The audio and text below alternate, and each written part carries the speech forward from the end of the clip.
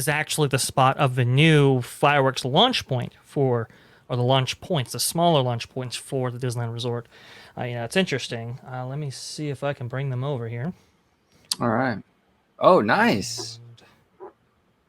You can see on the top of the structure these various launch points that were previously, if you can believe them, they were previously scissor lifts that they used to have.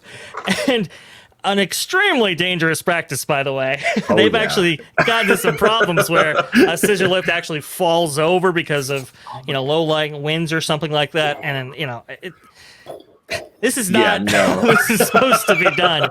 But, they have to be raised, from what I'm assuming, because there's so many buildings in that area. It's very condensed, so it's to kind of lift them up, so to speak, so as to clear those.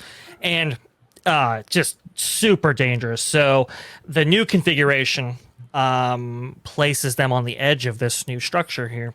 And if you can see in the bottom, let's say left of that show building, you can see there's actually a lift to transport those pyrotechnics each night and transport them to their launch points.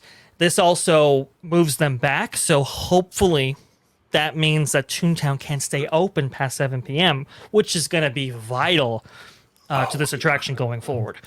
I actually want to touch upon that, and and it kind of ties into what I was actually just going to say. This is perfect segue. Oh yeah, I guess it is. If they can do fireworks and keep Toontown open, that opens up a huge possibility, an enormous potential for, and again, I'm kind of spitballing here, and I'm kind of armchair imagineering in a way. Sure. But I'm sure the smart people at WDI have considered this, because it's kind of obvious. But they have to make a new backdrop. They have to make a new backdrop for Toontown. The hills are gone. The cityscape will probably be gone. They need a new backdrop. It's going to be an enormously flat surface that's going to stretch the entire length of the land. If they can do fireworks while Toontown is open, potentially that new backdrop could be a canvas, so to speak, for any kind of projection elements they want to do for the show. And it can even be projection elements outside of the fireworks. I mean, imagine if you had the hills literally come alive with, the hills have faces on them. They were singing. They had the moon or the sun animated, birds flying around. That would be incredible. Would Toontown come alive with all that projection mapping going on in the background? I think would be absolutely insane. Rudio, what are your thoughts on that? If they can do that, man, I think we're there. Yeah, I think we're there. Yeah, I think we're there, especially with Mickey's Mixed Magic and with the projection mapping that they've been doing on Small World for years. What you're saying makes complete sense, because I've talked about it with a few friends that Toontown does close early due to the fireworks prior to COVID. And if Mickey Minnie's Runaway Railway would have to close because of the operational issue with the fireworks, that means that you're basically cutting off its legs probably around 6 o'clock.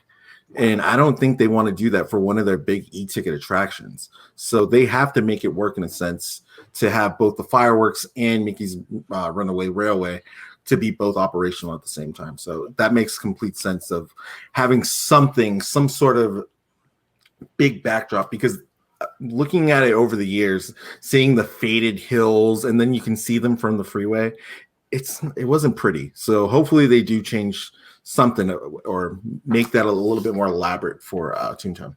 Absolutely. What are your thoughts, Dre?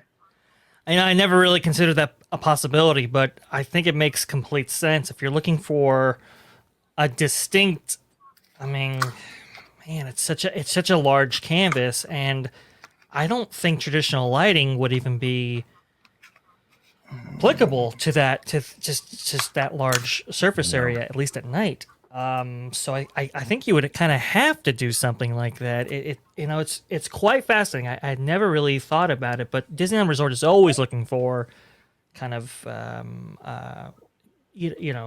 different places to have guests watch the fireworks from. Like, now it's like Fantasmic, it's down Main Street, not just the hub.